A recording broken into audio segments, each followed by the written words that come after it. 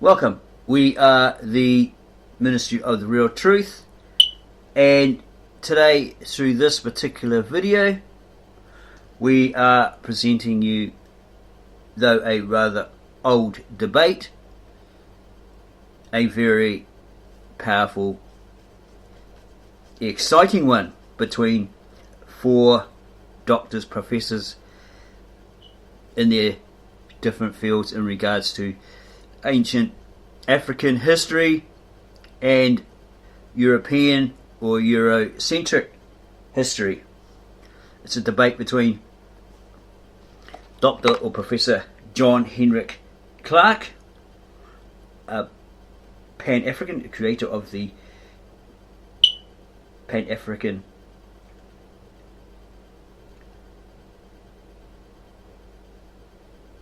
organization, or that related to him, to it, and Mary J. Lefkowitz, Guy M. Rogers, and Dr. Bernal. We suggest that you, if you can, take the time to watch this old but great debate between the four of them. Note that there are some statements made by Dr.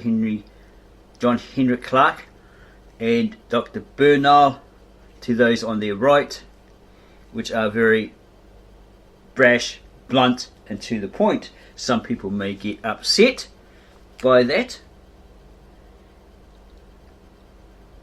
but as Dr. John Henrik Clarke states within that debate, within the video, don't get mad, get smart, and prove him wrong.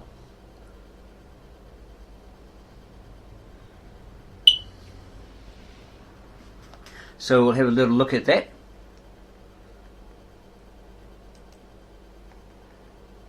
The video is titled From the Out of the Woods collection. Okay. Dr. John Henrik Clarke versus Mary Lefkowitz. The Great Debate, 1996.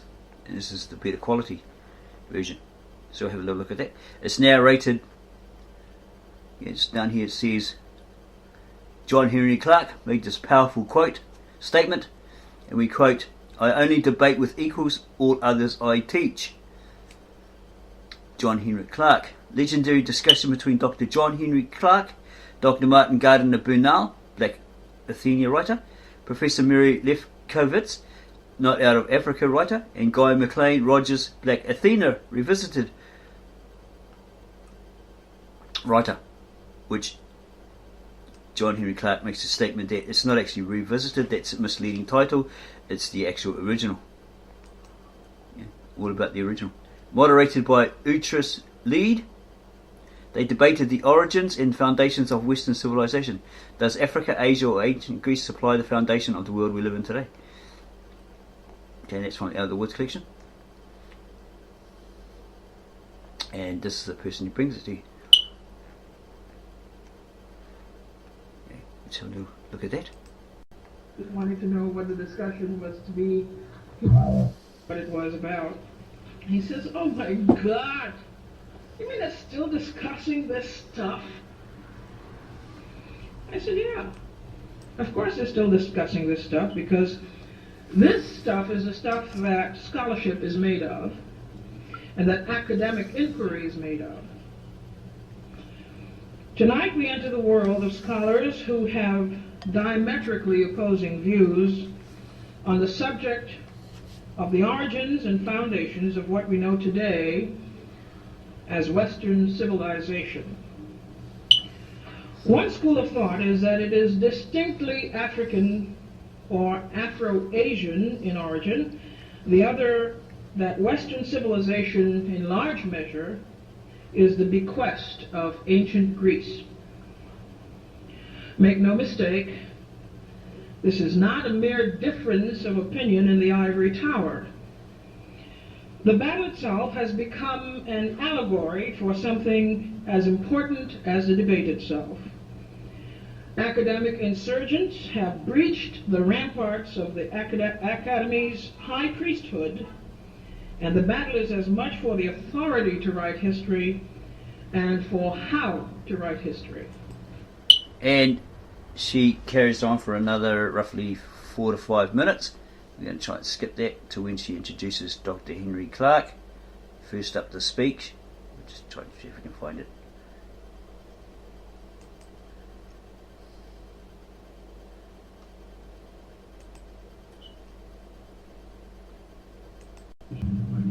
I have devoted all of my adult life to this subject.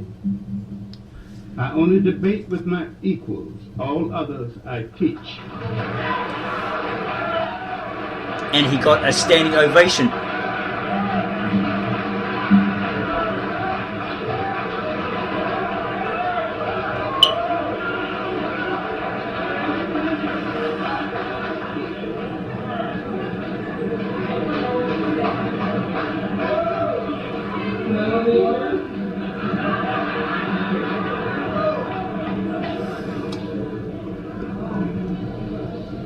Shall we continue or what? I'm not clear. Utrice.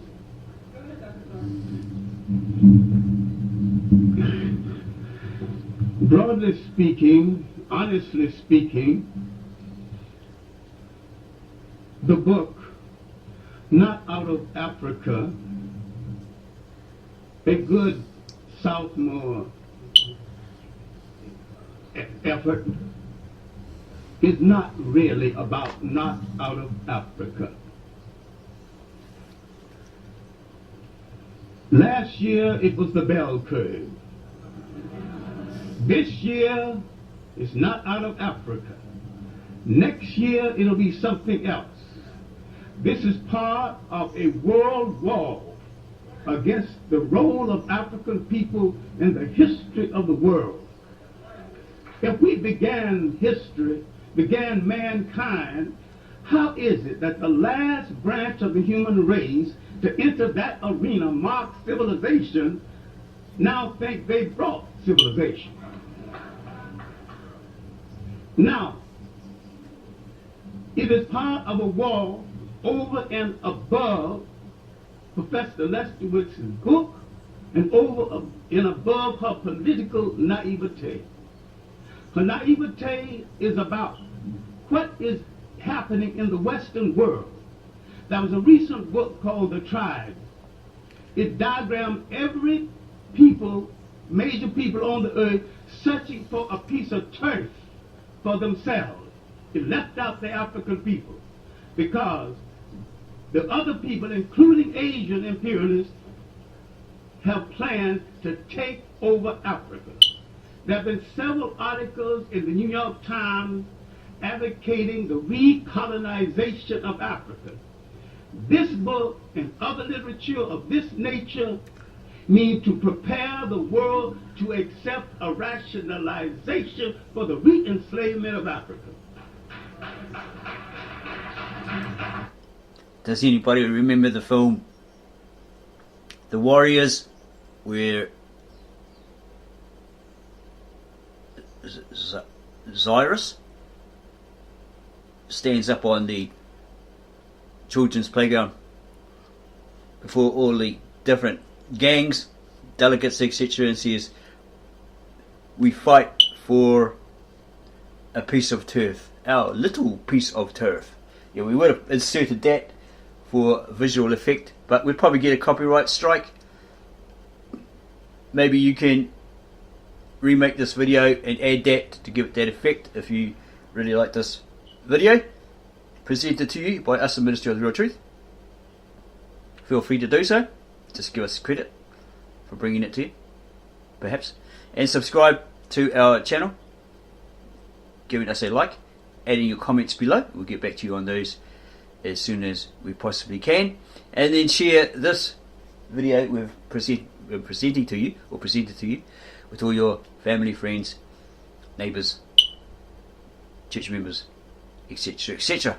And let them know about us, the Ministry of the Real Truth, who strives to bring you the real truth, the whole truth, and nothing but the truth, according to the real histories, be they African or Eurocentric, the religious truths, etc., etc., without the hype, fluff, and other silly science fiction or nonsense. We're going to continue this video for a bit longer. Now, and when you deal with the black endorsers of the book, running dogs of the new imperialism, professional white behind kissers, and as Carlos Cook used to say, a disgrace to the skin they wear. You're going to leave that there. We're going to jump ahead to this lady, Mary Lefkowitz, to see what she has to say.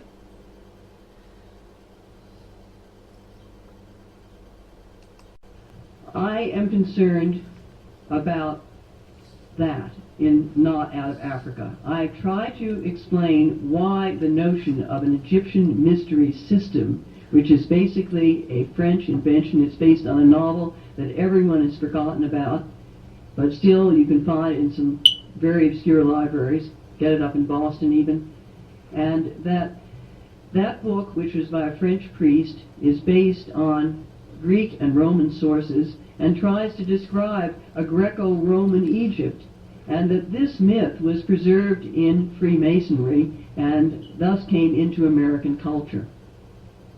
So I'm concerned that that myth not be taught, the notion that there was an Egyptian mystery system. Instead, I'd like to see people learn, all people learn, not just black people, white people, any people learn about Africa and the civilizations therein. And Egypt is particularly appealing because it's so old, it's so impressive, its role in the Mediterranean was so vast, and so many other civilizations were touched by it. Even if only slightly, they did get touched by it, and we have to work on that. Yes, because Egypt did eventually become united. All the people became one, the north and the south apparently. Then they became civil, no more fighting with each other, killing each other off, according to these people like Dr. John Henrik Clarke, Dr. Bean, etc. And again, they became civil with each other, right? And then they became the top mercantile or trade centre for other supposed civilizations. The Phoenicians, probably the Syrians or the Mesopotamians, Assyrians, and so forth. Sorry if we've left some out.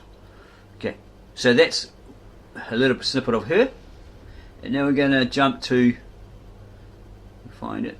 This man here, Dr. Bernal, to see what he has to say.